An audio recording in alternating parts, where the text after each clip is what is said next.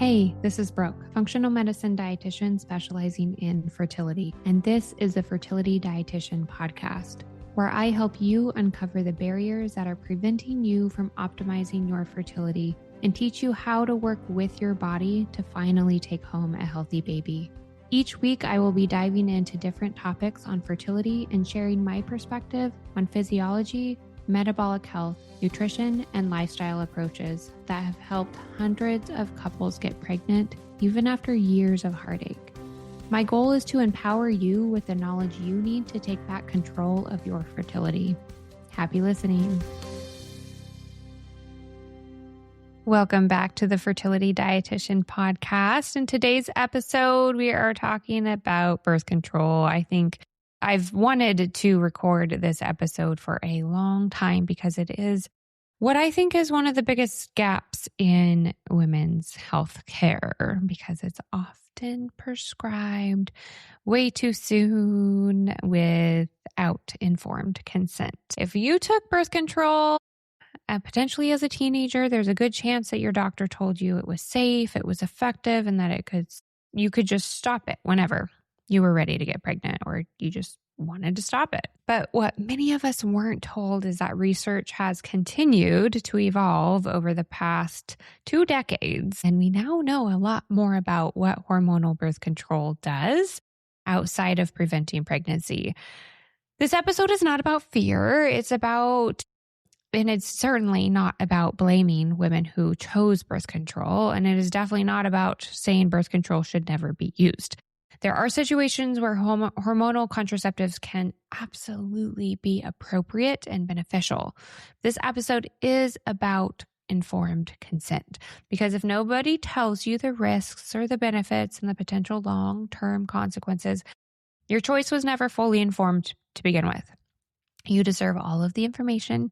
Your daughters deserve it. Your nieces deserve it. And if you're trying to conceive today after spending years on hormonal birth control, you deserve to know that there are ways to rebuild your health and your fertility, because this isn't the end of the story. It's just the beginning of understanding what your body actually needs. So I want to start with my own story because this topic is very personal. I started birth control when I was about 15 years old. Like so many girls, it wasn't because I needed contraception. It was prescribed for acne, and I was told it was harmless. Nobody explained that the synthetic estrogen and progesterones could, really impact my nutrient stores and my gut health, my immune system, or my bones. Nobody mentioned that puberty isn't actually finished once you start your period. In fact, bone development, hormonal maturation, reproductive development really continue through the late teenage years and often until you're around like 18 or 19 years old. Irregular cycles during adolescence are often completely normal while the brain and ovaries are learning to communicate with one another. Instead of supporting that process, we often shut it down with birth control. I personally stayed on birth control for just over 10 years, and years later I developed, not years later, and within those years I developed Hashimoto's, thyroiditis, and celiac disease. And I want to be very clear, birth control did not single-handedly cause my autoimmune diseases. Autoimmune disease is incredibly complex. Genetics matter, nutrition matters, stress matters, environmental toxins and gut health matters, infections matter. But looking back now and after reading the research that we do have today, I cannot ignore that hormonal birth control was likely a major piece of this much larger puzzle. Nobody warned me. So let's talk about what the research actually says. One of the most interesting developments over the past few years has been what we're learning about the gut microbiome. So we've known for a long time, and I've talked about this for a long time, that birth control impacts the microbiome, but we are actually seeing in peer-reviewed research that was studied or published in 2025 actually confirmed that hormonal contraceptives alter the composition of the gut microbiome. And that matters. Why does it matter? Because your gut isn't just where digestion happens. Your gut regulates immune function. It produces vitamins. It influences inflammation, communicates with your brain, helps regulate hormones, and plays an enormous role in fertility. When the microbial balance changes over time, the intestinal barrier can become less resilient. The lining of the gut becomes more permeable, and things that normally stay inside the digestive tract are more likely to interact with the immune system. That persistent low-grade immune activation can actually contribute to chronic inflammation. And over many years, in someone who is genetically susceptible and exposed to enough environmental triggers, the immune system can begin losing its ability to distinguish between self and non-self. That's one of the hallmarks of autoimmune disease. Again, birth control isn't the only cause, but it may be one contributor that deserves a place in the conversation. It absolutely does deserve a place here. We also have long-term population studies showing that women with prolonged hormonal contraceptive use have about a 24% higher risk of Crohn's disease and about a 30% higher risk of ulcerative colitis compared to non-users of birth control. These are really meaningful findings, especially when we're talking about diseases that can affect nutrient absorption, inflammation, pregnancy outcomes, and just overall quality of life. Let's move on to nutrients. Hormonal birth control has consistently been associated with lower levels of several nutrients that are incredibly important for fertility: B vitamins, magnesium, zinc, and selenium. These are not random vitamins. These are nutrients involved in energy production, DNA repair, egg quality, sperm quality, detoxification, hormone, like thyroid hormone production, immune regulation, healthy ovulation, healthy implantation, and a healthy pregnancy. Now, imagine taking a medication for 10 or 15 years that slowly increases your demand for many of these nutrients without anyone checking whether you're becoming deficient.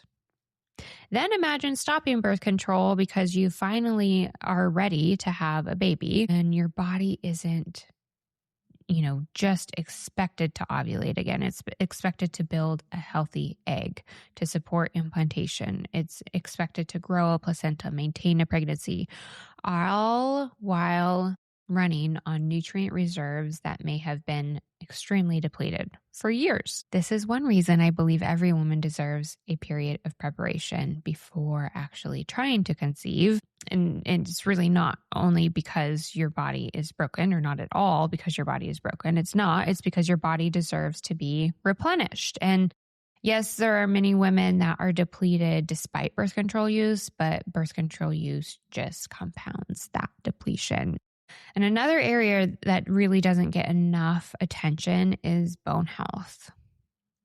And this one is definitely connected to fertility too, but it's especially concerning for women of middle age, because when you're a young woman, technically between the years of about 12 and 25, your body is designed to build the majority of the bone mass that you'll rely on for the rest of your life. So think of those years like making deposits into a retirement account. The more bone you build during adolescence and early adulthood, the more you'll have available decades later. Estrogen plays a huge role in building this bone, but synthetic hormones and birth control don't produce the same effects on bone tissue as your body's own estrogen. So in adolescence, especially, hormonal contraceptives can reduce bone mineral density gains during this really critical window. And that means that some women may enter adulthood having never reached the peak bone mass they were genetically capable of achieving. You don't necessarily notice this when you're 20 or 25 or even 35. The consequences often show up much later when fracture risk increases and bone density begins naturally declining with age. This isn't something we talk about enough, but let's connect all of this back to fertility, because that's why many of you are here, right? Fertility isn't just about whether you're ovulating, it's about the environment surrounding the egg. And your eggs spend about 3 to 4 months maturing before ovulation. 3 to 4 months maturing in the most influential environment, right? We have our eggs much longer than that, of course, but this 3 to 4 months is a time period we have the most impact or influence on the quality of the egg.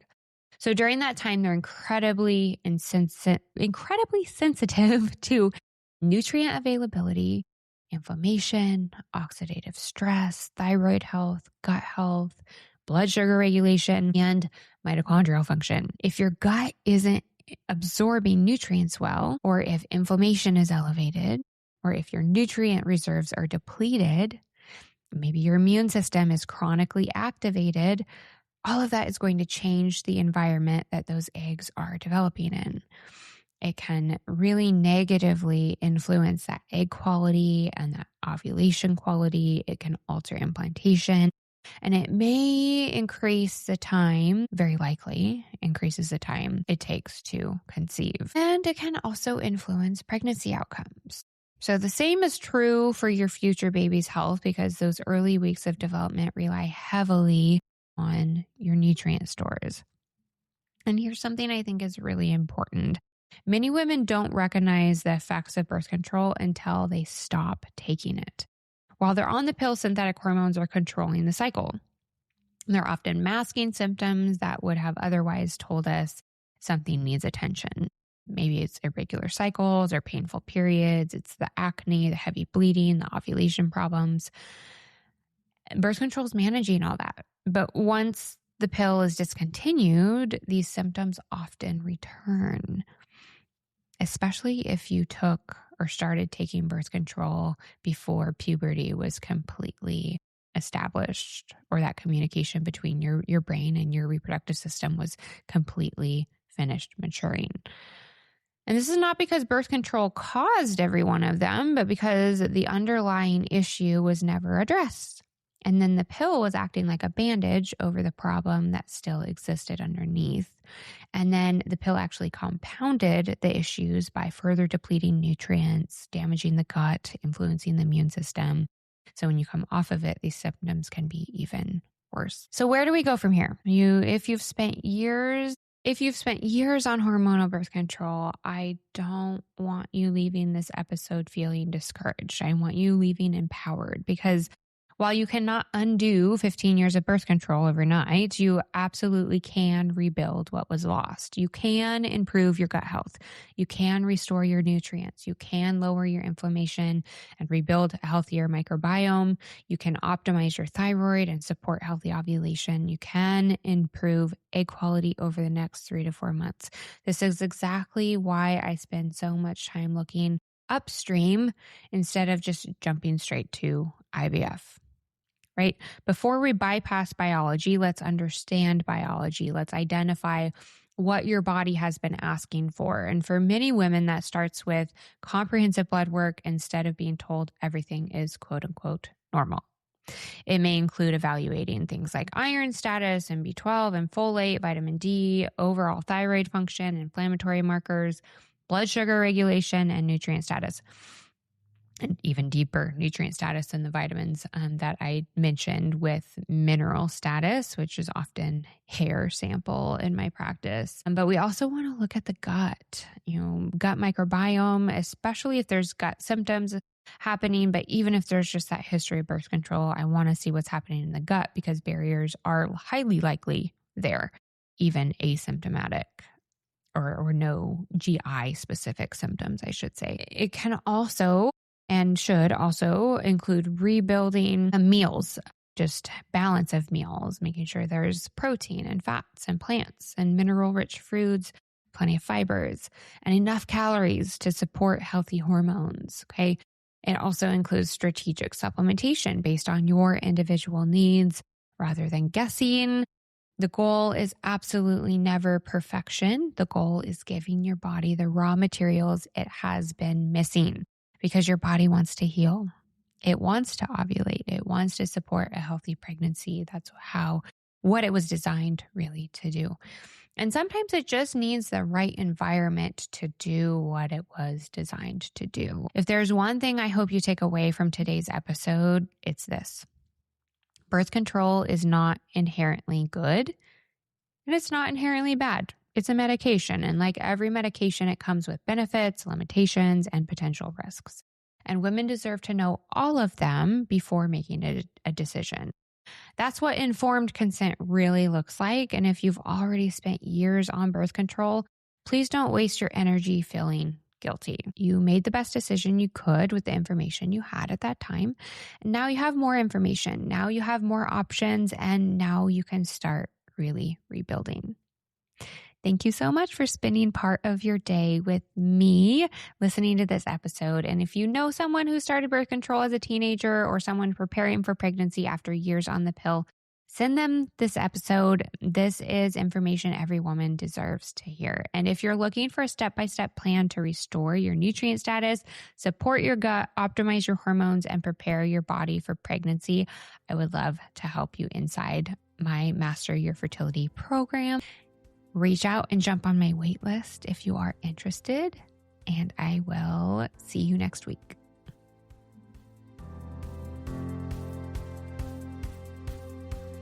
Thank you for listening to this episode of the Fertility Dietitian podcast.